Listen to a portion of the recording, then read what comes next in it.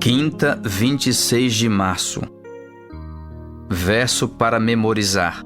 Os que forem sábios, pois, resplandecerão como o fulgor do firmamento, e os que a muitos conduzirem à justiça, como as estrelas, sempre e eternamente.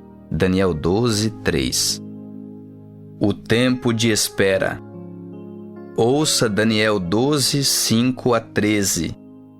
Então eu, Daniel, olhei, e eis que estavam em pé outros dois, um de um lado do rio, o outro do outro lado. Um deles disse ao homem vestido de linho que estava sobre as águas do rio: Quando se cumprirão estas maravilhas?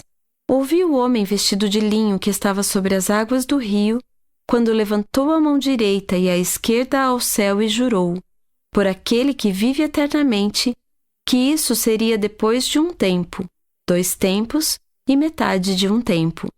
E, quando se acabar a destruição do poder do povo santo, estas coisas todas se cumprirão. Eu ouvi, porém não entendi. Então eu disse: Meu Senhor, qual será o fim destas coisas? Ele respondeu: Vai, Daniel, porque estas palavras estão encerradas e seladas até ao tempo do fim.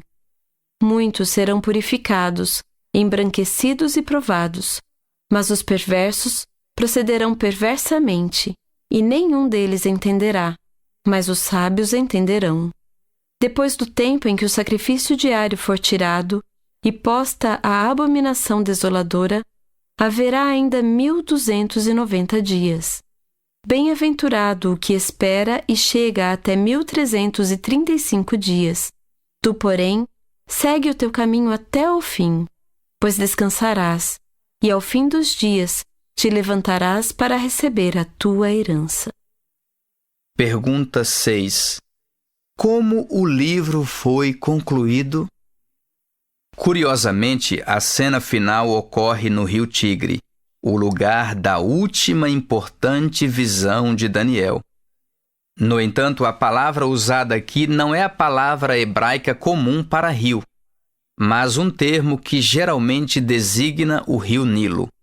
E isso nos lembra do Êxodo e mostra que, assim como o Senhor libertou Israel do Egito, ele libertará o seu povo no tempo do fim. 3 cronogramas proféticos foram apresentados. O primeiro deles, 1 tempo, 2 tempos e metade de um tempo, responde à pergunta: quando se cumprirão estas maravilhas? As maravilhas se referem às coisas descritas na visão de Daniel 11, que são uma elaboração de Daniel 7 e 8. Mais especificamente, esse período de tempo foi mencionado em Daniel 7:25 e depois em Apocalipse 11:3, 12:6 e 14 e 13:5. Ele também corresponde aos 1.260 anos de supremacia papal, que se estenderam de 538 a 1798 depois de Cristo.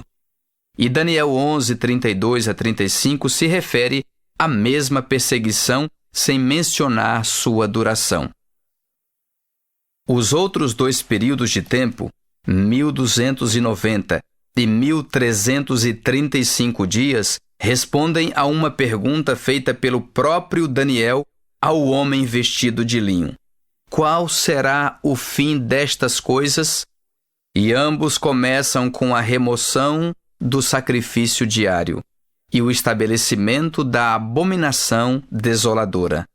Na lição sobre Daniel 8, descobrimos que o sacrifício diário se refere à intercessão contínua de Cristo, que foi substituída por um sistema falsificado de adoração.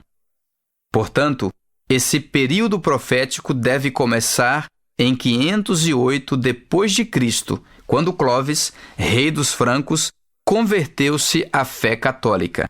Esse importante evento preparou o caminho para a união entre Igreja e Estado, que prevaleceu ao longo da Idade Média. Assim, os 1.290 dias terminaram em 1798, quando o Papa foi preso sob a autoridade do imperador francês Napoleão. E os 1335 dias, o último período profético mencionado em Daniel, terminaram em 1843. Essa foi a época do movimento milerita e do estudo renovado das profecias bíblicas.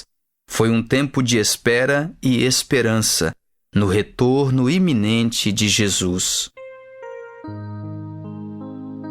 Ao longo de todo o livro de Daniel, vemos duas coisas: o povo de Deus sendo perseguido e, por fim, sendo justificado e salvo. Como essa realidade pode nos ajudar a permanecer fiéis, independentemente de nossas provações imediatas?